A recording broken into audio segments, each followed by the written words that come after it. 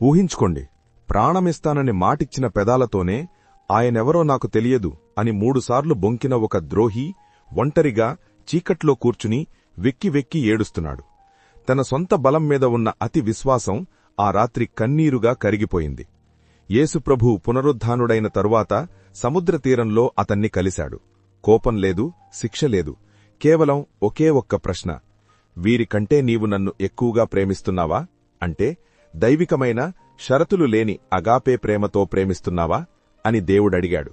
దానికి ఆ శిష్యుడు కన్నీళ్లతో అత్యంత దీనంగా, ప్రభువా, సమస్తమూ నీవే ఎరుగుదూ, నేను నిన్ను ప్రేమిస్తున్నానని నీకే తెలుసు అని తన బలహీనతను ఒప్పుకున్నాడు. ఆ విరిగిన హృదయాన్ని దేవుడు తృణీకరించలేదు. వెంటనే అతన్ని క్షమించి, నా గొర్రెలను కాయము అని ఒక మహాబాధ్యతను ఆ బలహీనమైన చేతుల్లోనే పెట్టాడు. చరిత్ర పుటల్లో ఎందరో రాజులు, చక్రవర్తుల పేర్లు కనుమరుగయ్యాయి. కాని గలిలయ సముద్ర తీరంలో చేపలు పట్టుకునే ఒక సామాన్య జాలరి పేరు మాత్రం 2000 సంవత్సరాలుగా ప్రపంచం నలుమూలలా మార్మోగుతూనే ఉంది. అతనికి చదువులేదు, హోదా లేదు, చేతిలో ఆయుధం లేదు, ఉన్నదల్లా వలలు, పడవలు మాత్రమే. ఒక క్షణం భయంతో వణికిపోయి అబద్ధమాడినవాడే మరో క్షణం సింహంలా గర్జించి వేలాది మందిని మార్చాడు. క్రీస్తును 3 సార్లు కాదన్న ఆ పెదవులే క్రీస్తుకోసం తలక్రిందులుగా శిలువ ఎక్కేలా చేశాయి. అతనే సీమోను, ఆ తరువాత పేతురుగా అనగా ఒక బండగా మార్చబడిన అపస్తలుడు. ఈరోజు మనం ఒక సామాన్య జాలరి క్రైస్తవ సంఘానికి పునాదిరాయిగా ఎలా మారాడో చూడబోతున్నాం. ఆ రోజు అతను కార్చిన పశ్చాత్తాపపు కన్నీళ్లు వృధా కాలేదు. ఒక పిరికివాడి కన్నీటి బిందువులు ప్రపంచాన్ని తలక్రిందులు చేసిన ఒక మహా ఉజ్జీవపు ప్రవాహంగా ఎలా మారాయి. అపస్తలుడైన పేతురు జీవితంలో జరిగిన ఆ మహా అద్భుతం ఏంటో ఇప్పుడు చూద్దాం. 2000 సంవత్సరాల క్రితం ఇజ్రాయెల్ దేశంలోని గలిలయ సముద్ర తీరం. ఆ సముద్రం ఎప్పుడూ ప్రశాంతంగా ఉండదు. అకస్మాత్తుగా భయంకరమైన తుఫాన్లు రావడం అక్కడ సహజం. ఆ సముద్రపు అలల స్వభావం ఎలాంటిదో అక్కడ చేపలు పట్టుకునే ఒక జాలరి స్వభావం కూడా సరిగ్గా అలాంటిదే. క్షణంలో కోపం, క్షణంలో ఉత్సాహం, క్షణంలో అంతులేని ప్రేమ. అతనే సీమోను. చరిత్రకారుల ప్రకారం పేతురు ఒక సామాన్య మధ్యతరగతి జాలరి. యోహాను సువార్త 1:44 ప్రకారం అతని స్వస్థలం బేత్సైదా అనే చిన్న గ్రామం. ఆ తర్వాత కపెర్నహూంలో స్థిరపడ్డాడు. ఉదయం నుండి రాత్రి వరకు సముద్రం మీద పడవల్లో గడపడం, బరువైన వలలు విసరడం, చేతులు కాయలు కాచేలా కష్టపడడం, ఇదే అతని ప్రపంచం. అపోస్తలుల కార్యములు 4:13లో బైబిల్ గ్రంథం పేతురును విద్యలేని పామరుడు అని స్పష్టంగా చెబుతోంది. అతనికి ధర్మశాస్త్రం తెలియదు, పెద్ద పెద్ద పండితుల దగ్గర చదువుకోలేదు. సమాజం దృష్టిలో అతనొక మామూలు జాలరి. కాని దేవుని ఎంపిక ఎంత విచిత్రమైనదో చూడండి. దేవుడు తన మహాసామ్రాజ్యానికి పునాది వేయడానికి ఒక రాజునో, పండితుడినో, ధనవంతుడినో ఎన్నుకోలేదు. సముద్రపు వాసన కొట్టే ఒక జాలరిని ఎన్నుకున్నాడు. సీమోను జీవితంలో ఆ మొదటి పిలుపు ఎలా జరిగిందో యోహాను 1:40-42లో అద్భుతంగా రాయబడింది. సీమోను తమ్ముడు అంద్రేయ ముందుగా యేసును చూసి పరిగెత్తుకుంటూ వెళ్లి, మనం మెస్సీయాను కనుగొన్నాము అని చెప్పి సీమోనును యేసు దగ్గరకు తీసుకొస్తాడు. యేసుక్రీస్తు సీమోను వైపు తదేకంగా చూసి ఒక మహాప్రవచనాన్ని పలుకుతాడు. నీవు యోహాను కుమారుడవైన సీమోనువు, ఇక మీదట నీవు కేఫా అనబడుదువు. కేఫా అనగా రాయి లేదా బండ. దేవుడు సీమోనును ఒక సామాన్య జాలరిగా చూడలేదు. రాబోయే రోజుల్లో దేవుని సంఘానికి ఒక బలమైన పునాది, బండలాగా చూశాడు. అయితే సీమోను పూర్తిగా యేసును వెంబడించడానికి ముందు ఒక అద్భుతమైన సంఘటన జరిగింది. లూకాసు వార్త 5:1-11లో మనం దీన్ని చూడొచ్చు. ఒకరోజు రాత్రంతా సీమోను అతని సహచరులు సముద్రంలో వలలేశారు. కాని ఒక్క చేప కూడా పడలేదు. అలసిపోయి వలలు కడుక్కుంటున్న సమయంలో యేసు ఆ పడవలోకొచ్చాడు. బోధించిన తర్వాత సీమోనుతో, దోణెను లోతుకు నడిపించి చేపలు పట్టుటకు మీ వలలు వేయుడి అన్నాడు. ఆలోచించండి, సీమోను పుట్టి పెరిగింది ఆ సముద్రం మీదే. ఎక్కడ చేపలు పడతాయో, ఏ టైంలో పడతాయో అతనికి బాగా తెలుసు. వడ్రంగి పనిచేసే యేసుకు చేపలు పట్టడం గురించి ఏం తెలుసు అని సీమోను అనుకోలేదు. నాథా, రాత్రంతయూ మేము ప్రయాసపడితిమిగాని మాకేమీయూ దొరకలేదు. అయినను నీ మాట చొప్పున వలవేతును అనన్నాడు. ఇక్కడ సీమోనులో ఉన్న అతిపెద్ద సుగుణం విధేయత కనిపిస్తుంది. వల వేయగానే పడవలు మునిగిపోయేన్ని చేపలు పడ్డాయి. వలలు పిగిలిపోతున్నాయి. ఆ అద్భుతాన్ని చూసిన సీమోను ఆ చాపలను చూసి ఆనందించలేదు, వ్యాపారం లాభపడిందని సంబరపడలేదు. వెంటనే యేసు మోకాళ్ల ఎదుట సాష్టాంగపడి, ప్రభువా, నన్ను విడిచిపొమ్ము, నేను పాపిని అని అన్నాడు. చూశారా, పేతురులో ఉన్న నిజమైన హృదయం ఇదే. పాపాన్ని గుర్తించిన వెంటనే పశ్చాత్తాపపడే మనస్సు. తన అపవిత్రత ముందు దేవుని పవిత్రతను చూసి తట్టుకోలేకపోయాడు. దేవునికి కావాల్సింది కూడా సరిగ్గా ఇదే. అప్పుడు యేసు సీమోనుతో అన్న మాటలు చరిత్రను మార్చేశాయి. భయపడకుము, ఇప్పటినుండి నీవు మనుష్యులను పట్టువాడవై యుందువు. యిర్మీయా 16:16లో ఇదే యెహోవా వాక్కు. వారిని పట్టుకొనుటకు నేను చాలామంది జాలర్లను పిలిపించెదను. తర్వాత ప్రతి పర్వతము మీద నుండియూ ప్రతి కొండమీద నుండియూ మెట్టల సందులలో నుండియూ వారిని వేటాడి తోలివేయుటకై అనేకులైన వేటగాళ్లను పిలిపించెదను అని ఉన్న ప్రవచనం ఇక్కడ నెరవేరింది. ఆ మరుక్షణమే సీమోను తన పడవలను, వలలను, తన గతాన్ని, తన జీవితాన్ని, సమస్తాన్ని ఆ సముద్రతీరంలోనే విడిచిపెట్టి యేసు వెంటే నడిచాడు. ఒక సామాన్య జాలరి మనుష్యుల పట్టు జాలరిగా మారే మహాప్రయాణం అక్కడే మొదలైంది. గలిలయ సముద్రం మధ్యలో చిన్న పడవ. అర్ధరాత్రి సమయం. భయంకరమైన తుఫాను. అలలు పడవను మింగేసేలా ఎగసిపడుతున్నాయి. శిష్యులంతా ప్రాణభయంతో ఉనికిపోతున్నారు. సరిగ్గా ఆ చీకట్లో సముద్రపు అలలమీద నడుచుకుంటూ ఒక ఆకారం వాళ్లవైపు వస్తోంది. వాళ్లంతా భూతమని భయపడి అరిచారు. కాని అది భూతం కాదు, సృష్టికర్త అయిన యేసుక్రీస్తు. మత్తయి సువార్త 14:28లో ఆ సమయంలో పేతురు చేసిన ఒక పని అతని వ్యక్తిత్వాన్ని మనకు కళ్లకు కట్టినట్లు చూపిస్తుంది. మిగతా 11 మంది శిష్యులు పడవలో భయంతో ముడుచుకుపోయి ఉంటే, పేతురు మాత్రం ధైర్యంగా లేచి నిలబడ్డాడు. ప్రభువా, నీవే అయితే నీళ్లమీద నడిచి నీ యొద్దకు వచ్చుటకు నాకు సెలవిమ్ము అని అడిగాడు. యేసు రమ్ము అనగానే క్షణం కూడా ఆలోచించకుండా ఆ భయంకరమైన అలల మీద కాలువేశాడు. చరిత్రలో నీళ్లమీద నడిచిన ఏకైక మానవుడు పేతురు మాత్రమే. దేవుని మీద అతనికున్న ఆ పిచ్చి ప్రేమ, ఆ ధైర్యం నిజంగా అద్భుతం. కాని ఇక్కడే ఒక చిన్న పొరపాటు జరిగింది. యేసు వైపు చూస్తున్నంతసేపు ఆ నీళ్లమీద అడుగులు వేసిన పేతురు గాలివైపు, తుఫాను వైపు చూడగానే మునిగిపోవడం మొదలుపెట్టాడు. వెంటనే యేసు చెయ్యి పట్టుకుని పైకి లాగి, అల్పవిశ్వాసి, ఎందుకు సందేహపడితివి అన్నాడు. పేతురు జీవితంలో అతిపెద్ద బలహీనత ఏమిటంటే అతని ఆవేశం. గుండె నిండా దేవుని మీద ప్రేమ ఉన్నా ఒక్కోసారి తన ఉద్రేకాలను, ఎమోషన్స్ని కంట్రోల్ చేసుకోలేకపోయేవాడు. ఈ ఆవేశమే మెల్లమెల్లగా పేతురులో ఒక తెలియని అతివిశ్వాసానికి, ఓవర్ కాన్ఫిడెన్స్కి దారితీసింది. తాను మిగతా శిష్యుల కంటే ప్రత్యేకమైన వాడినని, తాను దేవుని కోసం ఏదైనా చెయ్యగలననే ఒక ఆత్మీయమైన ధీమా అతనిలో పెరిగిపోయింది. మత్తయి 16:16 నుండి 23లో జరిగే ఒక సంఘటన దీనికి పర్ఫెక్ట్ ఉదాహరణ. నేను ఎవడనని మీరు అనుకొనుచున్నారు అని యేసు అడిగినప్పుడు పేతురు ఎంతో అద్భుతంగా, నీవు సజీవముగల దేవుని కుమారుడవైన క్రీస్తువు అని ప్రకటిస్తాడు. ఆ మాటకు యేసు పేతురును ఎంతగానో మెచ్చుకుంటాడు. పరలోకపు తాళపు చెవులు నీకిస్తాను అని ఆశీర్వదిస్తాడు. ఆ క్షణంలో పేతురు ఆనందానికి అవధుల్లేవు. కాని అదే అధ్యాయంలో కొద్ది నిమిషాల వ్యవధిలోనే సీన్ మొత్తం మారిపోతుంది. యేసుక్రీస్తు తాను యెరూషలేముకు వెళ్లి పెద్దలచేత హింసలు పొంది చంపబడాలి అని తన శిలువ మరణం గురించి శిష్యులకు చెబుతుంటాడు. అప్పుడు పేతురు ఏం చేశాడో తెలుసా? మత్తయి 16:23లో ఏకంగా సృష్టికర్త అయిన యేసుక్రీస్తు చెయ్యి పట్టుకొని, ప్రభువా, అది నీకు దూరమగుగాక, ఆ శిక్ష నీకు ఎన్నడూనూ కలుగదు అని గద్దించడం మొదలుపెట్టాడు. గమనించారా? పేతురు ఉద్దేశం చెడ్డది కాదు, తన గురువు చనిపోకూడదనే ప్రేమే అది. కాని ఆ ప్రేమలో ఒక అతివిశ్వాసముంది. దేవుని ప్రణాళిక కంటే తన సొంత ఆలోచనే కరెక్ట్ అనుకునే ఒక ఆత్మీయ గుడ్డితనం, స్పిరిచువల్ బ్లైండ్నెస్ ఉంది. సామెతలు 3:5 చెబుతున్నట్లు, నీ స్వబుద్ధిని ఆధారము చేసుకొనక నీ పూర్ణ హృదయముతో యెహోవాయందు నమ్మికయుంచుము అనే వాక్యాన్ని పేతురు ఆ క్షణంలో మర్చిపోయాడు. అందుకే యేసుక్రీస్తు వెంటనే పేతురువైపు తిరిగి, సాతానా, నా వెనుకకు పొమ్ము, నీవు నాకు ఆటంకంగా ఉన్నావు అని చాలా కఠినంగా మందలించాడు. దేవుని ఆలోచనల కంటే మనుషుల ఆలోచనల మీద ఆధారపడటమే అతివిశ్వాసము. అది వారి జీవితాల్లో ఒక మరపురాని రాత్రి. మేడగదిలో యేసుప్రభు తన శిష్యులతో కలిసి ఆఖరి భోజనం చేస్తున్నాడు. యేసుప్రభు లేచి తన పైవస్త్రం పక్కన పెట్టి ఒక పనివాడిలా తువాలు కట్టుకుని శిష్యుల పాదాలు కడగడం మొదలుపెట్టాడు. సరిగ్గా అప్పుడే పేతురు వంతుచ్చింది. యోహాను 13:6-9లో పేతురు తన దేవుడు తన కాళ్లు కడగడం చూసి తట్టుకోలేకపోయాడు. దేవునిమీద ఉన్న అపారమైన గౌరవంతో, ప్రభువా, నీవు నా పాదములు ఎన్నడూనూ కడగరాదు అన్నాడు. కాని యేసు, నేను నిన్ను కడగకపోతే నాతో నీకు పాలు లేదు అనగానే పేతురు ఒక్క క్షణంలో మారిపోయి, అయితే నా పాదములు మాత్రమే కాదు, నా చేతులు, నా తల కూడా కడుగు ప్రభువా అన్నాడు.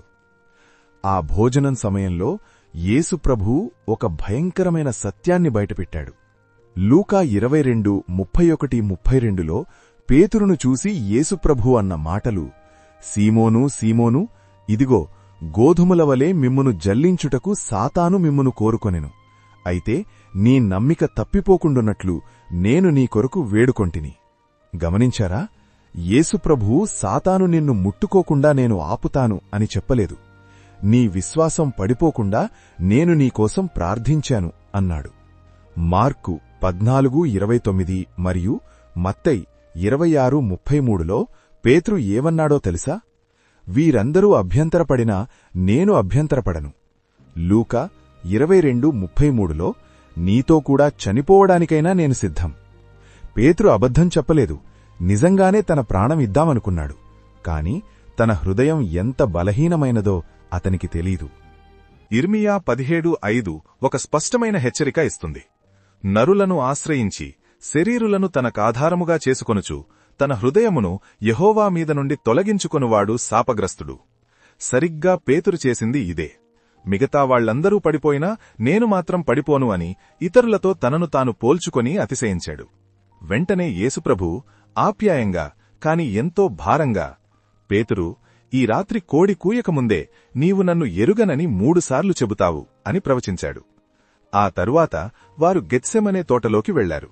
అక్కడి వాతావరణం పూర్తిగా మారిపోయింది. ఒకవైపు యేసుప్రభు మరణవేదనతో తన రక్తం చెమట బిందువులై నేలమీద పడేగా ప్రార్థన చేస్తున్నాడు. కాని తన ప్రాణమిస్తానన్న పేతురు ఏం చేశాడో తెలుసా? మత్తయి 26:40 ప్రకారం కనీసం ఒక్క గడియ కూడా మెలకువగా ఉండలేక నిద్రపోయాడు. ఆత్మ సిద్ధమే, కాని శరీరం బలహీనం అని దేవుడు స్వయంగా హెచ్చరించిన పేతురు ఆ మాటల తీవ్రతను గ్రహించలేకపోయాడు. ప్రార్థనలో గడపాల్సిన ఆ అత్యంత విలువైన సమయాన్ని నిద్రకు అప్పగించాడు. ప్రార్థన లేకపోతే ఏమవుతుంది?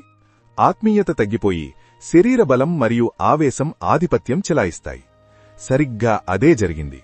కాసేపటికి సైనికులు యేసుప్రభువును బంధించడానికి కాగడాలు, కత్తులతో వచ్చారు. ప్రార్థనలో గడిపి ఆత్మీయంగా స్థిరంగా నిలబడాల్సిన పేతురు భయంతో మరియు ఆవేశంతో భౌతికమైన కత్తిదూశాడు. తన సొంత బలంతో మల్కు అనే ప్రధాన యాజకుని దాసుని చెవిని నరికేశాడు. యోహాను 18:10. అది ఆత్మసంబంధమైన యుద్ధమని పేతురు అప్పటికీ గ్రహించలేకపోయాడు.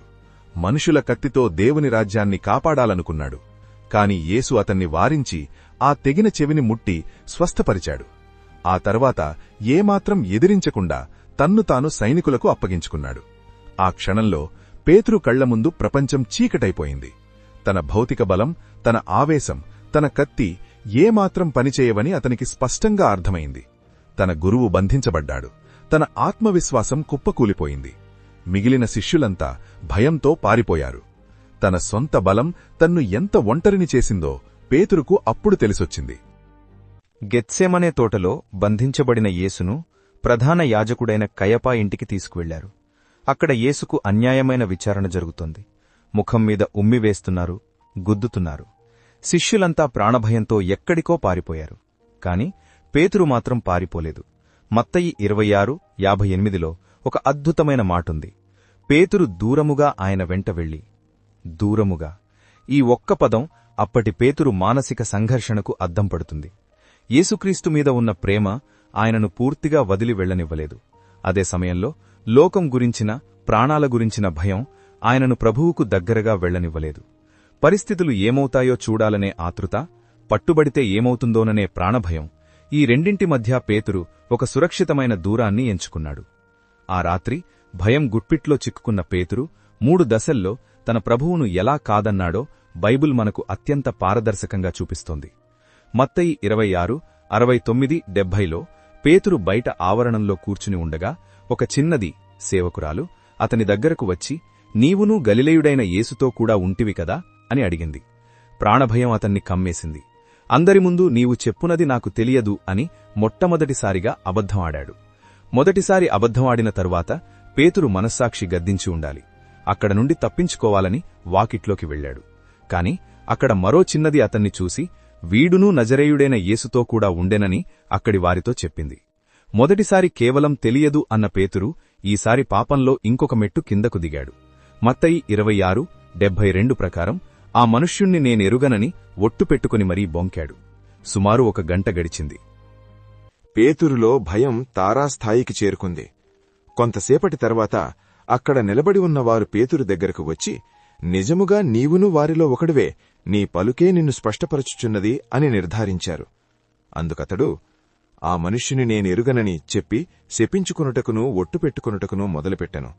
ఇది పతనానికి అట్టడుగు స్థాయి. దొరికిపోతానేమో అన్న భయం తారాస్థాయికి చేరింది. ఒకప్పుడు నీవు సజీవుడవగు దేవుని కుమారుడువైన క్రీస్తువు అని సాక్ష్యమిచ్చిన అదే నోటితో ఇప్పుడు దేవుని నామాన్ని కాదంటూ తనను తాను శపించుకునే స్థాయికి దిగజారిపోయాడు.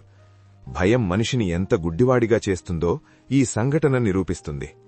అతడా మాట చెబుతుండగానే వెంటనే కోడి కూసెను. ఆ ఒక్క శబ్దం పేతురును భ్రమల నుండి వాస్తవంలోకి లాక్కొచ్చింది. కోడి కూయక మునుతూ నీవు నన్ను ముమ్మారు ఎరుగనందువని మత్తయి 26:75 యేసు చెప్పిన మాట అతనికి గుర్తొచ్చింది. సరిగ్గా అదే సమయానికి విచారణ గదిలో ఉన్న యేసుక్రీస్తును సైనికులు బయటకు తీసుకువస్తున్నారు. బైబిల్ గ్రంథం మొత్తంలో అత్యంత హృదయ విదారకమైన దృశ్యం లూకా 22:61. ప్రభువు తిరిగి పేతురు వైపు చూచెను. ముఖమంతా దెబ్బలతో ఉమ్మివేయబడి రక్తపు చారలతో ఉన్న యేసు కళ్ళు నేరుగా పేతురు కళ్లలోకి చూశాయి. ఆ చూపులో కోపం లేదు, శిక్షించాలనే ద్వేషం లేదు, అంతులేని జాలి, ప్రేమ ఆ కళ్లలో ఉన్నాయి. ఆ ఒక్క చూపు పేతురు గుండెను రెండుగా చీల్చేసింది. ఒకప్పుడు దేవునికోసం నీళ్లమీద నడిచిన కాళ్లు ఇప్పుడు నేలమీద నిలబడలేకపోయాయి. ఆ పవిత్రమైన కళ్లను ఎదుర్కోలేక వెంటనే ఆ ప్రాంగణం నుండి బయటకు పరుగెత్తాడు. చీకటిలోకి వెళ్లాడు. ఒంటరిగా కూర్చున్నాడు. వెలుపలికి పోయి సంతాపపడి ఏడ్చెను. అవి మామూలు కన్నీళ్లు కావు. తనను తాను ఎన్నటికీ క్షమించుకోలేని ఒక ద్రోహి కార్చిన పశ్చాత్తాపపు కన్నీళ్లు. తన అహంకారం, తన గుండె ధైర్యం అన్నీ ఆ కన్నీళ్లలో కరిగిపోయాయి. యేసుక్రీస్తు శిలువలో మరణించాడు, సమాధి చేయబడ్డాడు. 3వ దినమున యేసుక్రీస్తు మృత్యుంజయుడై తిరిగి లేచాడు. సమాధి దగ్గరకు వచ్చిన స్త్రీలతో ఒక దేవదూత చెప్పిన మాట మార్కు 16:7 పేతురు పట్ల దేవుని అపారమైన కృపను చూపిస్తుంది. మీరు వెళ్లి ఆయన శిష్యులతోనూ పేతురుతోనూ ఈ మాట చెప్పుడి. గమనించారా? ఆ దూత పేతురు పేరును ప్రత్యేకంగా పలికాడు. అంటే, పేతురు, నువ్వు నన్ను కాదన్నావని నేను నిన్ను కాదనలేదు, నువ్వింకా నావాడివే అని దేవుడిస్తున్న అభయమది. అయినా సరే పేతురు తనను తాను క్షమించుకోలేకపోయాడు. నేను దేవుని సేవకు పనికిరాను అనుకుని యోహాను 21వ అధ్యాయంలో నేను చేపలు పట్టబోచున్నాను అని తన పాత జీవితంలోకి వెళ్లిపోయాడు. మిగతా శిష్యులు కూడా అతనితో వెళ్లారు. మళ్లీ గలిలే సముద్రం, మళ్లీ పడవలు, వలలు. రాత్రంతా కష్టపడ్డారు, కాని మళ్లీ పడవ ఖాళీ. ఒక్క చేప కూడా పడలేదు. దేవుడు లేని జీవితం ఎప్పుడూ శూన్యమే.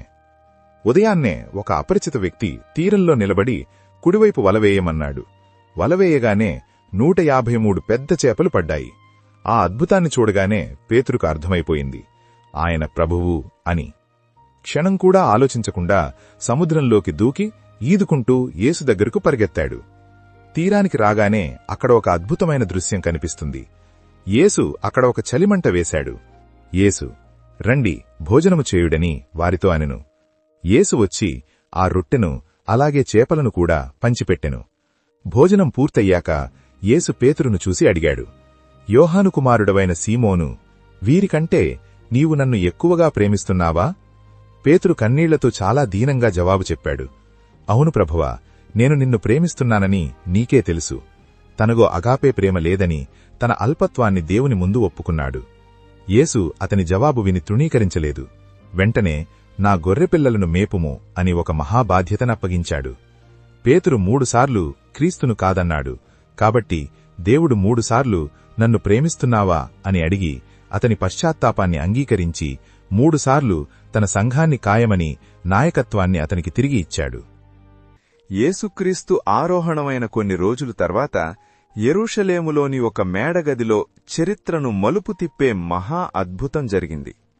అపోస్తలుల కార్యములు 2వ అధ్యాయం ప్రకారం శిష్యులందరూ ఏకమనస్సుతో ప్రార్థిస్తుండగా ఆకాశం నుండి బలమైన గాలి వంటి శబ్దం వినిపించింది. అగ్ని జ్వాలల వంటి నాలుకలు వారిపై వ్రాలాయి. వారు పరిశుద్ధాత్మతో నింపబడ్డారు. అక్కడ జరిగిన అతిపెద్ద అద్భుతం కేవలం ఆ శబ్దం కాదు, ఒక వ్యక్తిలో వచ్చిన మార్పు. ఒకప్పుడు చిన్న పనికత్తె ప్రశ్నకు భయపడి ప్రాణభయంతో యేసు ఎవరో తెలియదని ముమ్మారు అబద్ధమాడిన పేతురు ఆ రోజు మేడగది నుండి బయటకొచ్చాడు.